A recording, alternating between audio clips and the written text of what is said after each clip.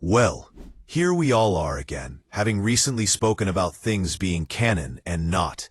It seemed to me the most sensible starting point to move on to something safe, something less controversial, something regularly requested by you all. And so that's why I've chosen to talk today about a much celebrated figure for some of the minor Chaos God, known as Malice. Mercy before anything else, it's important to be aware that much like the terms mechanical and mechanicus, which are constantly incorrectly placed, sometimes even in official material, the titles of morale and malice are also regularly confused and misused, as either referring to the same thing or as separate entities, but mixed up and placed incorrectly. Likely many of you know this story in the details, but I'd expect that just as many do not. Which is why I decided to include morale in the title, so I can hopefully catch all and explain this regardless. Though today, we're primarily talking about malice, now I'll expand, specifically on the issue of Malal later. But the most critical thing to know is that morale was a figure from the Warhammer fantasy verse. It has never been a thing at any time in 40K, nor is it ever likely to be within the galaxy of 40K.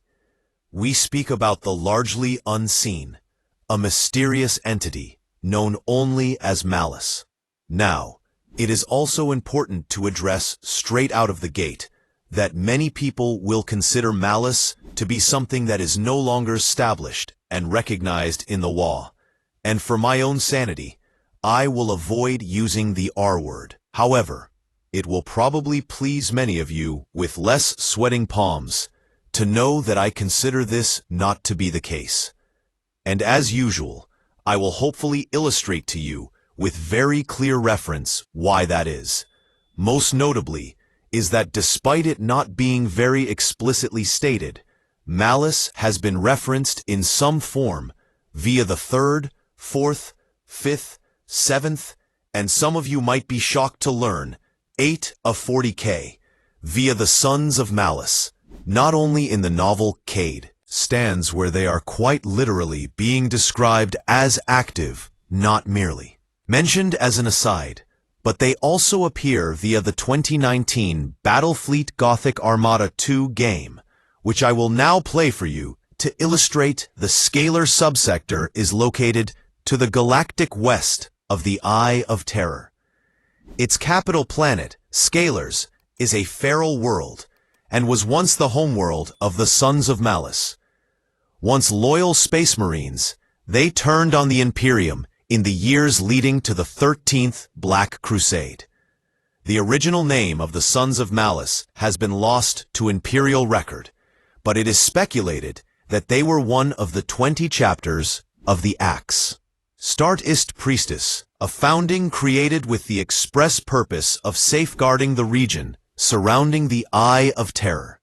The cold and unforgiving wastes of Scalars provide the Sons of Malice no shortage of barbaric recruits.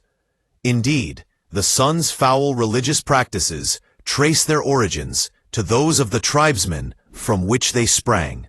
A scouring, conducted by the Cadian 330, first was thought to have ended. These are Isley traditions. Certainly the natives with Lord, exterminated, and the Sons of Malice never known. Now quite simply, what more proof do you require? I could probably just leave it there, ready. But I'll note that the most explicit reference comes from the 2009 5th edition short story The Labyrinth, focused entirely on the Sons of Malice. Now granted, this is only a short story. It's only 25 pages long. It's part of an anthology.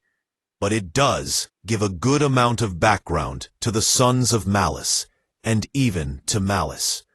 And given all that I've mentioned already, it seems that the Elder are not the only ones using obscure pieces of law, reference from the 3rd edition, that are currently forming 8th sedition law. And this, I would hope, makes it immediately clear that it's far more difficult for anyone to make the argument against malice than it is for it in the galaxy of the 42nd millennium. I also hope that this adds to my conversation recently about what is and isn't considered established, or yes, I'll say it, can. It now I will also make a note of a relatively common contention that some people claim, which is that malice is not in fact a god of any kind, and instead malice is something more akin to, say, a powerful demon.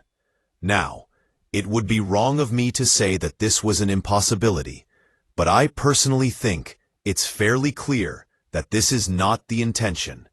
It's also revealed in the Labyrinth that the Sons of Malice, successfully reveal an unusual and disturbing ability that is for malice to appear by being summoned into reality.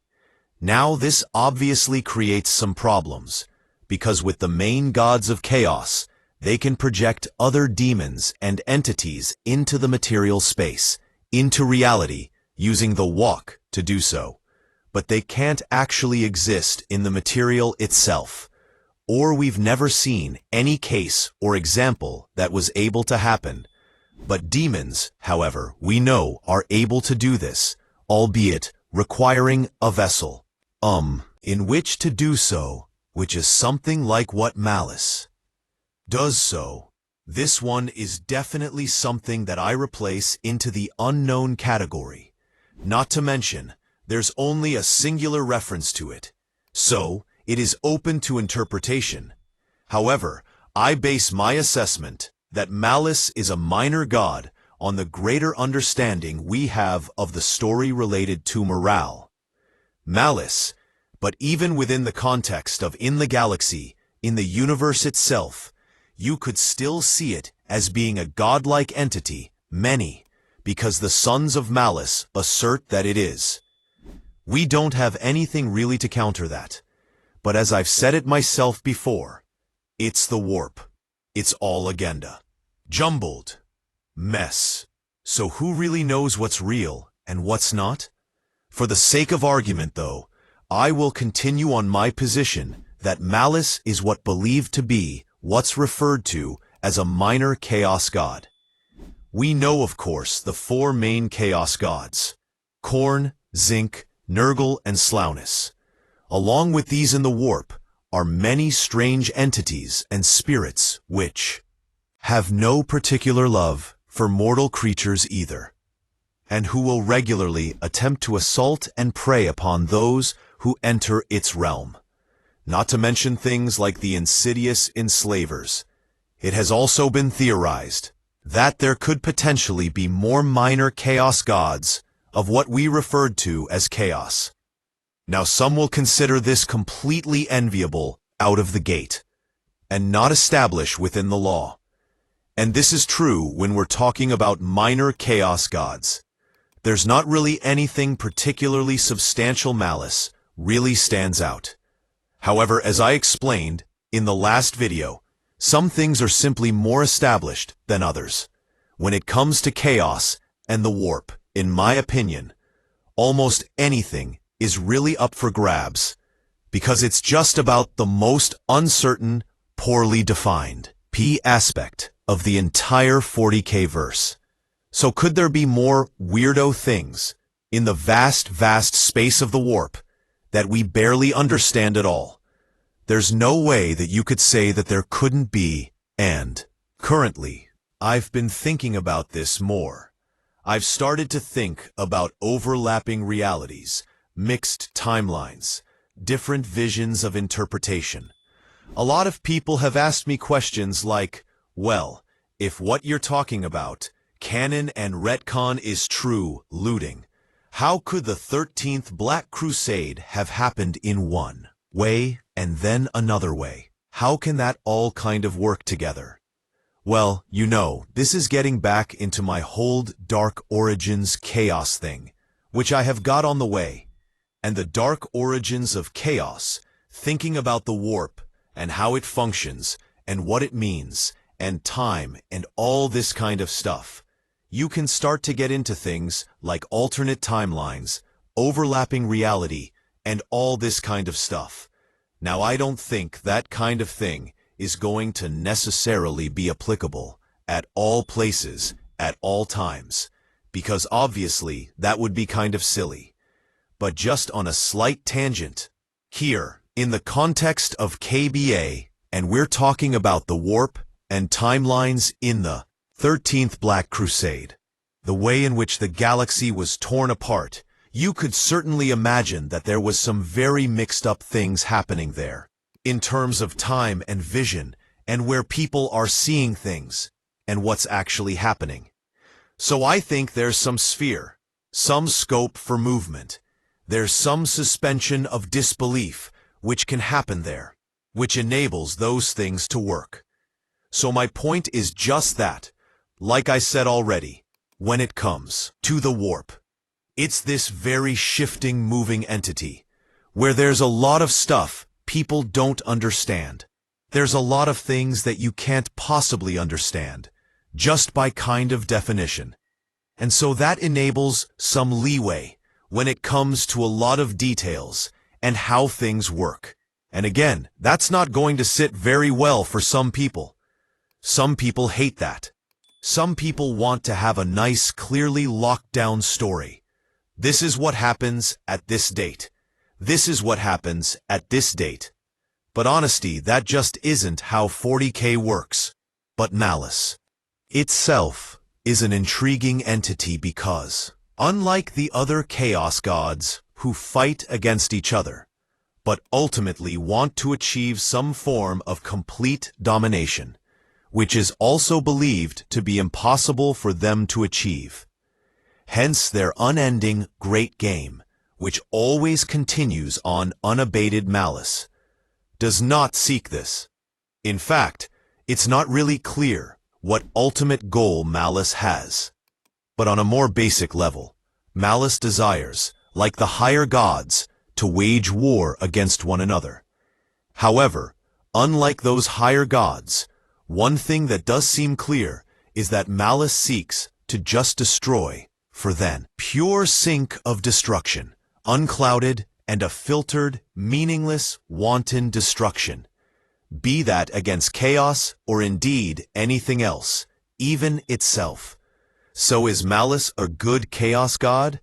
Clearly, the answer is no. In fact, you could almost make the argument that the four major chaos gods are more positive than Malice, because at least they embody some constructive aspects, like the honorable mortal combat for Khorne, ambition and desire for Zinc, hope, utter despair for Nergal, pleasure and again, also desire for Sloan Ash. Now, to be clear, all of those things are twisted to insane extremes, but at least at their core, basic level, they are positive, somewhat constructive things, whereas there is really nothing positive at all about Malice.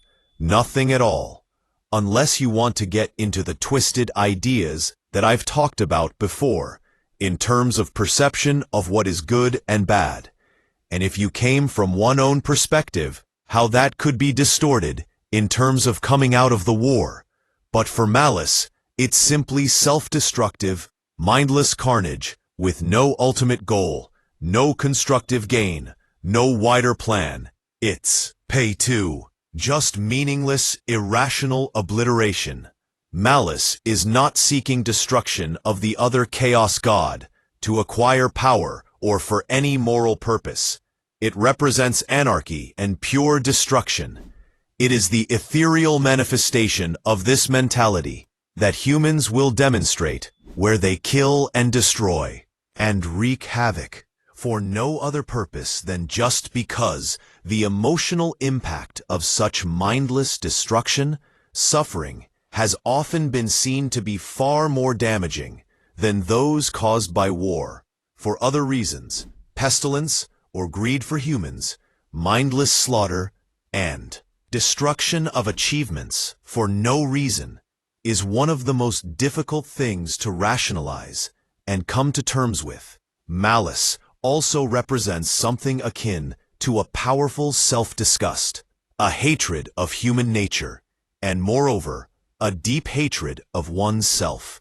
Essentially, it's meant to comprise all the concepts we consider to be mindless. See self-destruct. It's where people become completely lost souls and spiral down into a deep pit of feeling worthless, and maybe leading to physical damage, even via slow poisoning with drugs and other excesses, as well as physical self-harm, even suicide. Additionally, those feelings towards oneself can be accompanied by a complete and total apathy for any consequences for the individual or for the wider impact upon others, essentially for a mortal reaching a point where you care so little about anything, you no longer care about the wider impact this self-destructive nature may have. To some degree, this could be seen as being almost emotionless, which seems a strange contradiction for a chaos god, who we know gain a lot of power from the extremes of emotion. So it's possible we don't fully understand how malice feeds off of this. It could be that this concentrated apathy almost becomes something like an emotion, even though it's not an emotion. There are references in the Labyrinth that talk about malice is divine gifts of untold power that would send his elite, most exalted warriors to walk the dark paths of the galaxy, slaying their enemies with cold efficiency. This theme of cold efficiency and behaving with no emotion comes up again and again with the Sons of Malice. As I've postulated before, I don't believe faith alone is what feeds chaos or the Emperor, and this should be especially obvious with the Emperor because of how he requires being fed constantly with sacrifice. Because faith isn't really an emotion, it's a committed realization to your belief system. Now that can still provide you with solace and confidence. It can make you feel things, but it, in and of itself, is not a feeling, even though it can sort of appear that way. If you want to hear my expanded thoughts about this thing, go and watch my Emperor Part 3 video, and the addendum which comes after. But where this leads me to is perhaps an understanding of why it is that malice is not a more significant power, because although it doesn't seem to represent a specific sphere of emotion, it does have other things going on for it, as I mentioned already. And in knowing that, we can know that the other chaos gods represent more like feelings through actions than just pure specific emotion. So we think it can well be that the extremity of your actions and how much they're focused toward a specific god does have relevance. It's also worth considering that a synonym for malice is also spite, which obviously aligns with the actions of its followers and core principles to enact suffering on others intentionally, to hurt, to upset, even when those actions might cause the person who is fighting harm themselves as well. Spiteful actions and words are delivered so that is clear. The individual delivering them is doing so only so as to annoy or hurt or upset the individual they're directed toward.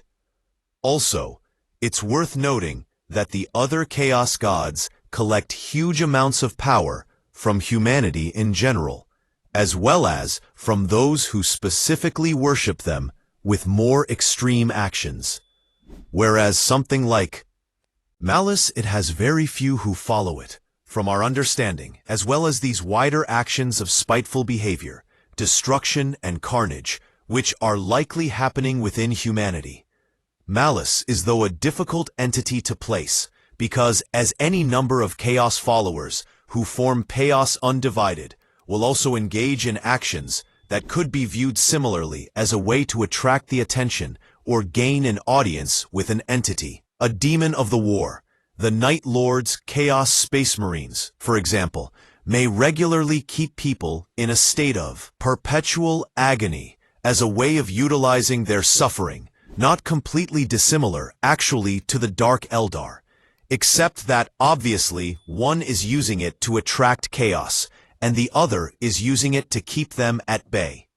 But one Night Lord, for example, in order to connect with the demon, was just burning through many prisoners, methodically fleeing them to death on a marble slab, like raw pieces of meat, one after the other, until the whole floor, the torture chamber, was basically an ocean of blood, and the bodies were just discarded as gibbering racks nearby. This is one reason why Malice is an awkward creation, and why it sort of sits in between all the other gods, because you have other Marines, other chapters, doing very similar things. So how come they don't kind of align? It's a difficult entity to frame. I think, if I had to choose a rationalization, I would say that the followers of Malice derive some gratification from this continual wanton destruction, or even self-destructive attitudes, except that this doesn't even seem to have to be physical. It could also be similarly to Zinc, by way of creating disruption and anarchy through surreptitious actions. The more I've come to think about it, Malice to me seems to sit not outside of the main gods, but in a way at the center of them. It's more a combination of clearly not all, but a select group of aspects from the more destructive elements of those gods. So in many ways you might say that, with their powers combined, they can summon Malice, destroyer of worlds. So now we come to the Space Wing chapter, the Sons of Malice, and they are traitors to the Imperium. Much like Chaos Marines, but unlike Chaos Marines, they were not immediately designated as traitors, but originally referred to as a renegade chapter, at least in the eyes of the Imperium. This means they are not considered to have been corrupted by chaos. Now in the more current period, for the Sons of Malice, this obviously seems no longer to be the case. But this is probably because the Imperium initially did not fully understand what had happened to the Sons of Malice. Then later, due to their ongoing behavior, this became more clarified, and now they are most certainly seen as heretics. It's also unclear what their original chapter designation was before the Sons of Malice, because such records have long since been purged. And before we get into more details about the Sons of Malice, there's a couple of red flags I discovered that we need to cover. Now the first is that sometimes you might read reference about a Sons of Malice chapter master by Grimdark. Now, despite this character being on the 40K wiki and disgusting dotted places online, as far as I can determine, this originates entirely from a fanfiction, not from any official material. I have trolled through all existing material about the Sons of Malice these past 2 days, most of which I physically own, and I found no mention of this figure anywhere, in any shape or form, or even alluded to. Which goes to show, as I always say, don't believe everything on the wiki. Many people don't seem to realize that much of, but certainly in my experience, not all, but indeed most material on 40K wikis are basically verbatim copy-pastes from official material. So that means usually you're solid.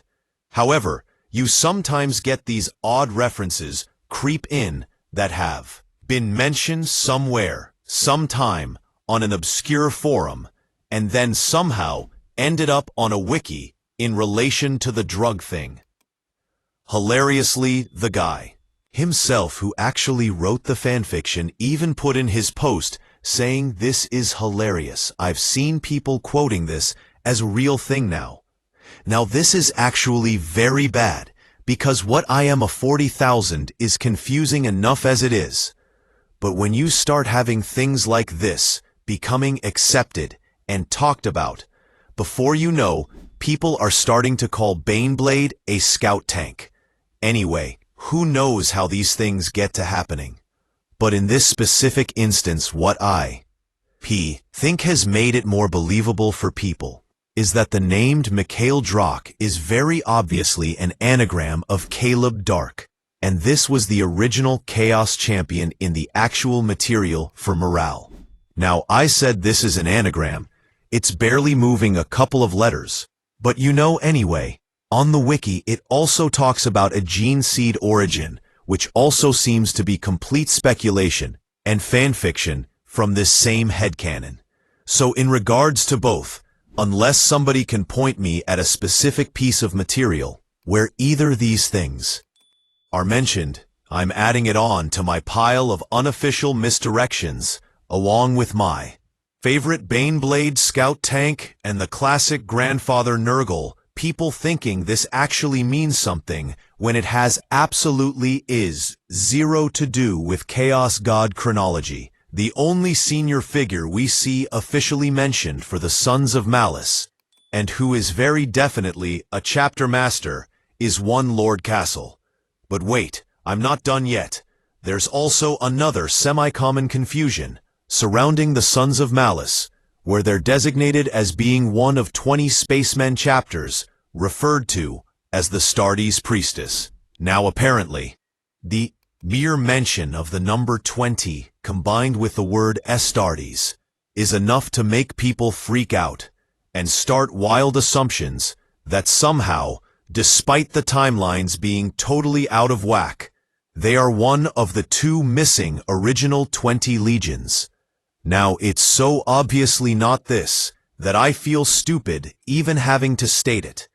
But for clarity, no, the Sons of Malice were not one of the 2 missing legions purged from the original 20 Astartes, and then all Imperial records were expunged. The Astartes Priestess was simply 20 chapters, founded after the heresy to guard them. Regions surrounding the Eye of Terror. So it has nothing at all to do with the legions themselves, at the beginning. So with those interesting caveats done, we can return to the Sons of Malice. And when it comes to chapters who have turned traitor, the numbers who have done this can only be estimated. Why they do so is difficult to say, though some circumstances of such rebellion can be at least theorized. Even within the ranks of the Adapters mini-storm, no clerics drawn between 2 different worlds are going to share the same view of the nature of the god. Even that they worship the Asaphakal. Debates rage, divided in their understanding of the Emperor's divinity. We see this in the Inquisition as well. But despite their agreed figure of worship, debate is still gonna occasionally turn into division, and division into aggression. And this happens all throughout the Imperium. So a great many worlds are going to express their devotion to the Emperor in a relatively unique manner, or at least on a sliding scale. And this also applies to Space Wing chapters, who may choose to revere the Emperor, their own Primarchs, in a manner that's fairly unique to themselves. Many will adore him, not as a god, but as a founder and patron of the Space Moon legions. While the beliefs of other chapters may diverge even further, these deviations have occasionally led to frictions and even open conflict between Astartes themselves and Adaptus Minister Amun. Now, such a conflict is unlikely to arise from a simple difference of opinion. However, for no matter how abhorrent a member of the Ecclesia Key may find the beliefs of a Space Wing chapter, or quizzes for that matter, there's no denying that the Space Winds are the living embodiment of the Emperor's divine wrath, and their mandate is granted by the Emperor himself. Now, open conflict is more likely to arise from the actions of a clerics, overstepping their bounds of authority. It can only be assumed that insanity, treachery, or worse, perhaps demonic or alien intervention, within most cases, lie at the heart of the matter. But on occasion, it may be that an inquisitor who moves against a chapter for many Astarte, such an action would be completely intolerable. And for B. Inquisitors, this would only be considered in the absolute most extreme of circumstances, because an entire chapter of Space Marines is a foe that a few armies could hope to challenge. And upon declaring such a chapter, ex-community artists, an inquisitor will attempt to determine the root cause of the rebellion. In order to gauge the potential obstacles there's going to be in neutralizing it. Should an inquisitors suspect the corruption of chaos as the reason for the chapter's fall from grace, then Grey Knights might be a part. Emphasis is optional. This is the best explanation for both an inquisitor and inquisitor. Mobilized, should doctrinal heresy prove the immediate cause, then, elite to the adapter Serratus might be the only force considered capable of prosecuting a war of faith against the wayward chapter in any regard. As such an event is of such importance, they will likely attract the attention of Commander of the Imperium. Even an inquisitor would not bring forth such accusations without irrefutable evidence. And in saying this, actually gaining that evidence against a suspected renegade chapter would usually be near to impossible, and reason for this is that even loyal chapters view outsiders with caution, but not admit them to their inner sanctum without express rationalization for doing so. And in the rare instance of a chapter actually publicly abandoning its vows to the Emperor, and obviously no investigation would be necessary, as the evidence would be clearly visible and damning in the extreme. Again, it is not recorded exactly how many chapters have been purged in this way, as all record of their existence will be expunged upon their defeat. But it can be estimated that as many as 12 chapters have been completely destroyed and subsequently deleted from record, while a small number of others have been declared excommunicated, and then these are still at large somewhere in the galaxy. The Bad AB Uprising demonstrated that there can in fact exist degrees of rebellion. Aside from the Astral Claws, 3 other chapters rebelled against the rule of the Imperium during the conflict. The Lament as Executioners, and the Mantis Legion, who are also known as the Mantis Warriors. Probably to avoid any confusion there, these chapters simply found themselves on the wrong side of the conflict, and it would seem that hubris, rather than heresy, kept them fighting for over a decade. Many notable chapters of FUR themselves, under investigation, were engaged in open conflict against other factions in an area as large as the Imperium. Grievance and misunderstanding are seen to be unavoidable from time to time. The chapters that sided with the Astral Claws of Bad Ab were investigated. After this was resolved and found to be free from treachery. However, their homeworlds were forfeited to the Loyalists' chapters who fought against them, and the rebels, sent on a penitent crusade as punishment for their crime. Often the progress of the fall of a chapter goes unseen until the dramatic moment at which it is judged to have crossed the line and turned renegade. In fact, even the term renegade is only relevant to outsiders, a matter of judgment rather than objectivity. For example, a Space Wing chapter may subjugate a rebel world and be welcomed by the survived populace as saviors and begged to rule over them. Such a situation is not without precedent, for the Ultramarines rule an entire realm. But this is most deafening, outside of the mandate of a Space Moon chapter. And so, the sin of pride may lead a chapter down the road to ruin. End parentheses. So as the traitor legions fled to Eye of Terror after their defeat of Terror, so too have other rebels sought to establish themselves in areas of the galaxy where the Imperium may not easily follow, and the Sons of Malice, of one such chapter, the Sons were founded in order to guard the western reaches of the Eye of Terror. But instead, they ultimately fled into the Eye itself, after an Inquisitor of the Order Hereticus unveiled their gruesome heretical behavior. Some space between chapters will fall into disrepute by nature of their station, some worlds proving to be so difficult to exist in or so strange in their practices that over time this has led to a slow bleeding corruption. Originally, the captain of the first company of the Sons of Malice, Cathar, was instrumental in the chapter's fall from the Emperor's grace.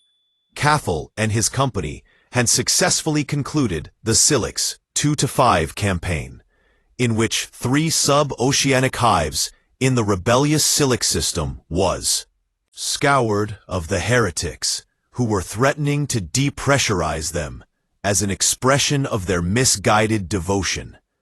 The company's prolonged victory celebrations, led by the murderous Cathal, were observed by Inquisitor Pietas Spietas, a senior member of the Order, heretic as, who was revolted at what she saw as practices verging on cannibalistic.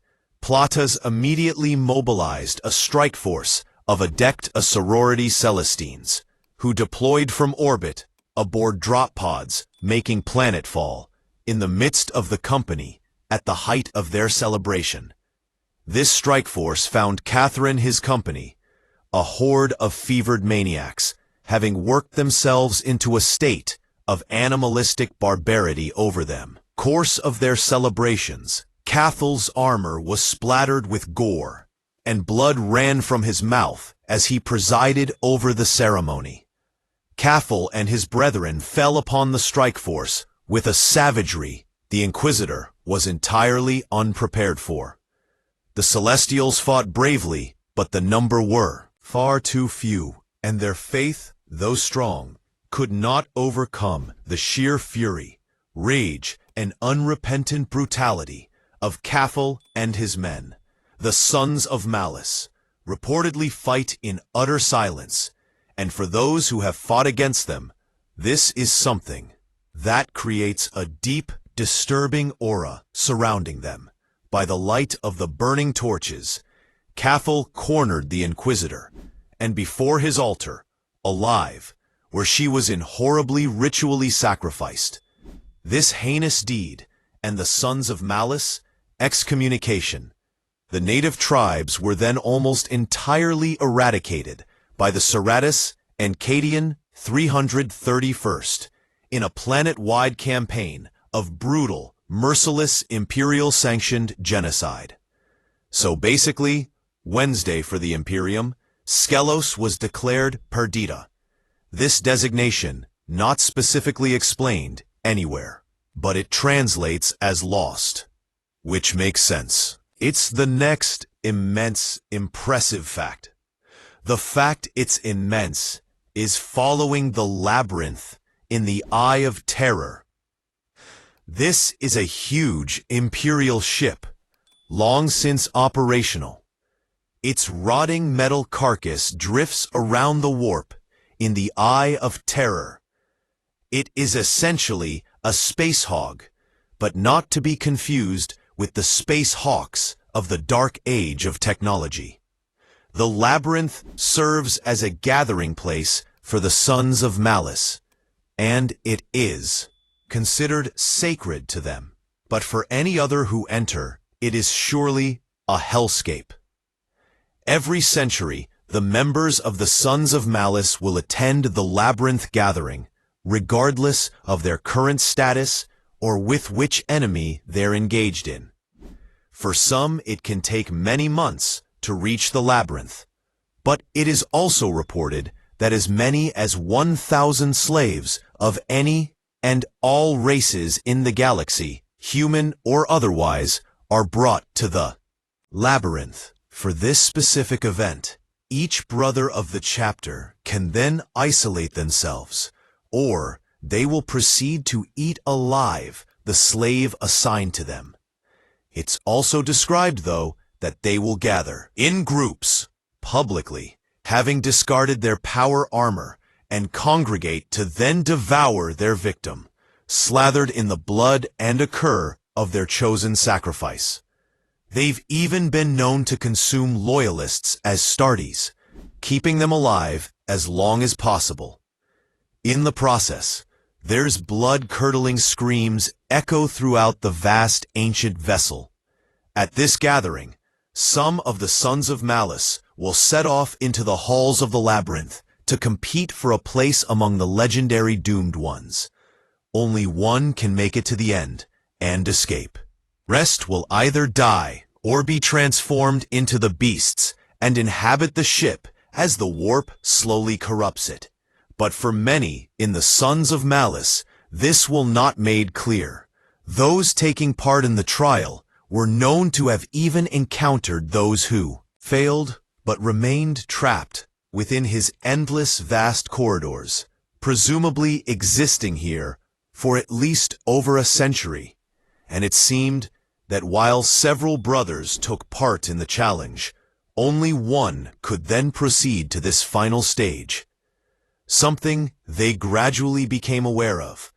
This would then leave the rest, traps, as the chosen few progressed through the labyrinth. It suddenly becomes apparent that the mutant horrors patrolling the labyrinth and killing them are in fact failed Sons of Malice, who did not complete their labyrinth challenge, and have slowly become twisted, mutated horrors by the warp itself. The symbolism, of course, of this challenge should be fairly obvious, that the renegade authorities are forced to actively fight against one another, something which becomes steadily more clear as they discover that then only one of them can ultimately be victorious, or so they believed. As he neared the portal, Aegon stopped, slowly turning with a smile. "I'm truly sorry, my brothers, but it seems I must leave you. I wish that something streaked from the dark, cutting Aegon off mid-sentence. A huge chitin claw, ancient and battered, gripped around his waist, lifting him 5 meters into the air.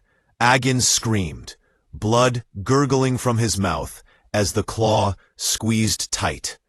The two halves of his body fell to the ground, in its spilling onto the hard steel decking. Then it walked from the shadows, for massive limbs carried its great bog forward. It was a mass of flesh and steel, metal plates cauterized to a body of seething blubber. 2 great claws reached out into the fore and clacked together menacingly. But it was the head that was the most hideous, the twisted, bloated replica of her face that might once have been human, but was now so savage and malign as to be almost unrecognizable. As Brother Invictus watched in horror, its great jaws opened, and it bellowed forth its incessant call, "Let me out!" It's cordoned, filling the hall with its ear-splitting war. It was now all too clear. This was no ancient war cry Invictus had been hearing. It was simply the maddened ranting of an insane mutant cage, for centuries, and left to the mercy of the warp's corrupting influence. And now, it was the only thing standing in the way of the during now. For an event like the Labyrinth, even among Chaos Marines, such self-destructive horror is not all too common. But in such a designated, planned fashion, anyway, ultimately having lied in killing his brother Marine, anyone would remain Brother Invictus, and before this final Labyrinth, The challenge had taken place 10 times previous, finally 11 being Malice. Is a sacred number. Much of what the Sons do seems to be dictated around the number 11, with each victor's body having been stored in caskets until this final champion had been identified. Brother Invictus saw these caskets being dragged out, and finding that he was victorious and would finally be rewarded by Malice for his huge effort. Mysterious chanting echoed through the chamber as Chapter Master Cathal spoke to him. You've proven yourself the best among us, Invictus. You have proven you without peer for your strength and cunning. You're the most potent, the latest to prove himself worthy to join the doomed. Once the 10 other champions surrounding Invictus in the caskets had been interred, but were seemingly still alive. They were described as their bodies remaining robust, but their minds being vacuous, suggesting that these had slowly become vegetabilized, having been held captive for so long, or else deliberately mined white.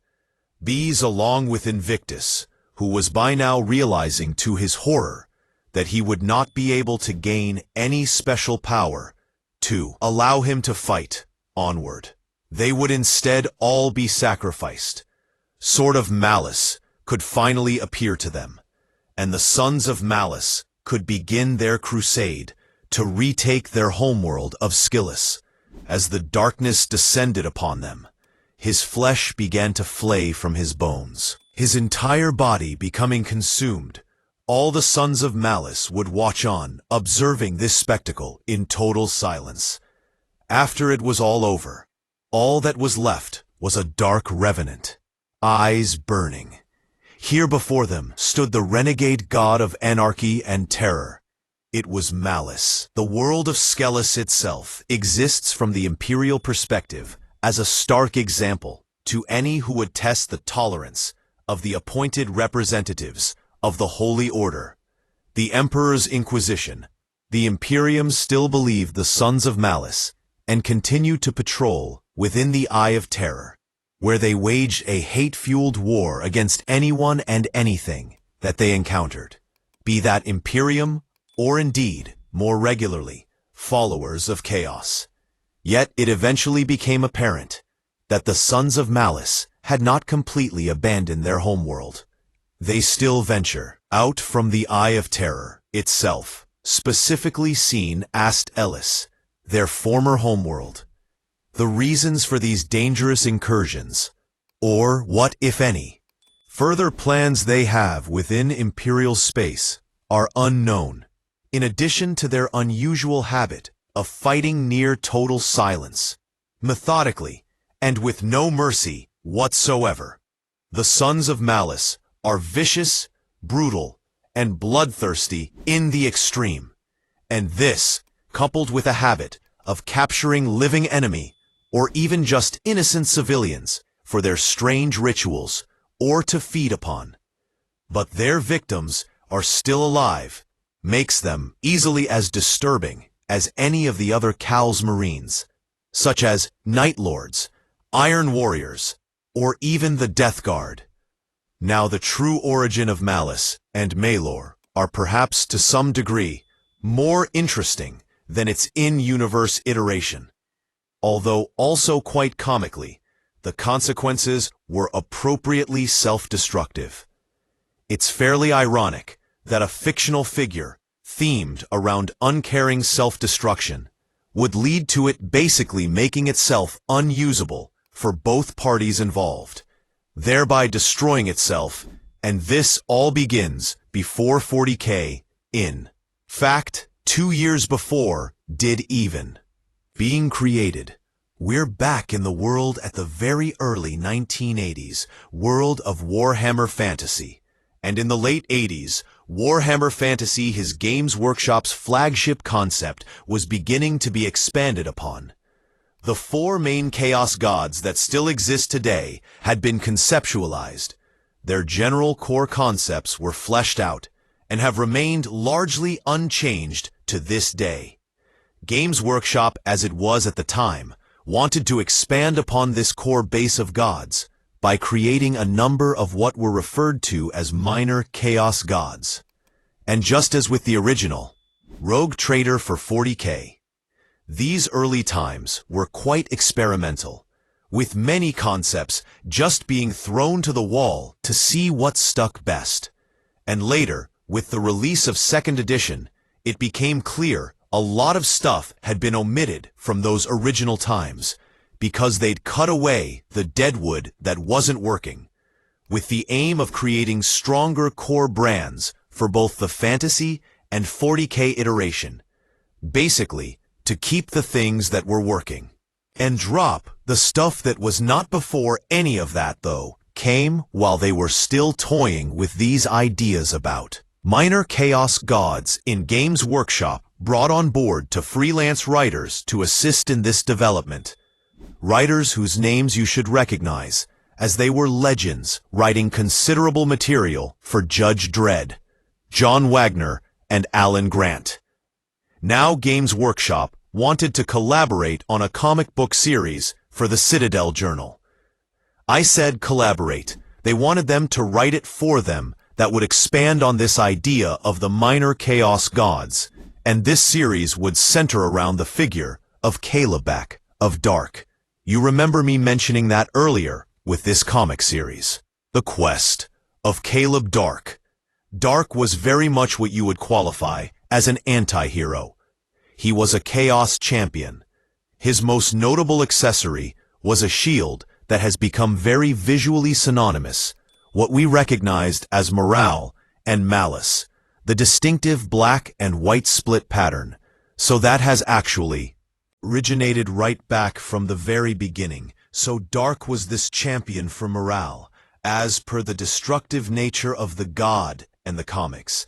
Dark is even seen to be self-harming as a way to commune with mild God itself, because this girl lines with those exhibiting are highly self-destructive nature, as Games Workshop was preparing the original Realm of Chaos books, Slaves to Darkness, and The Lost and the Damned, which, side note, also contain material for 40K Games Workshop, as it was then wanted to obviously include the narratives related to Caleb, Dark, and Malal.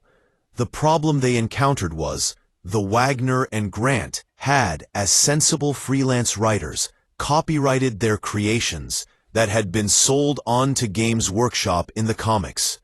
And this is something that as a freelance creator, you're completely allowed to do, unless it's otherwise stipulated in your contract. Because if something is your creation, you're basically going to want to prevent that from being exploited later. Down the line now, in modern times, this would never happen, because any contract these days would explicitly state that whatever you're creating for a company, whether you're freelancer or working there, becomes the property of that company that you're working for.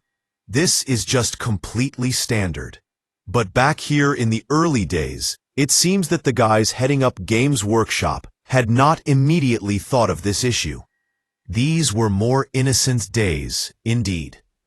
And it's been described later as merely a myth. Misunderstanding and a clash of culture at the time. But it basically comes down to simply not a properly prepared contract that enabled Games Workshop to own the rights to the material that was being made for them. You live and learn, don't you? However, it's basically a noble if there was ever any malicious intention behind this. In the sense that, did Wagner and Grant deliberately do this on the sly, knowing that if they just bothered to flag it with Games Workshop, they'd have been told, guys, straight away, wow, no way, we need to amend those contracts immediately. We can't ever really know. It might have just been two writers, very actively making sure that they control their characters. They didn't see anything in their contract was said otherwise, so it could have just been a very simple misunderstanding. And it's so long in the past now that anybody's true intention, it's total speculation. No one could really say otherwise. But the key point of this is that as of 1988, there was no further mention of Malal anywhere. Certainly not in the realm of Chaos books. And since the concept of Malal as an entity in Burma fantasy was, and is, dead more. Importantly though, and this is my opinion, I think that this copyright issue had big implications for Games Workshop. Firstly, and it's still wanting to probably get further use out of Malal. It was quite a good concept, but also I think this incident had far bigger ramifications in the sense that Games Workshop from here on became very aggressive in controlling their copyright for creations right up to the most recent times with primaries in the Eldery, when it became clear a little while ago that Space Wounds and Elder were not quite unique enough names. It's been constructive for the community. In the past 10 years, the Games Workshop have relaxed a little bit because it really helps further community creations, like say the Astarte series or text-to-speech, things that would have simply been unimaginable previously with the way Games Workshop would have approached things years and years ago.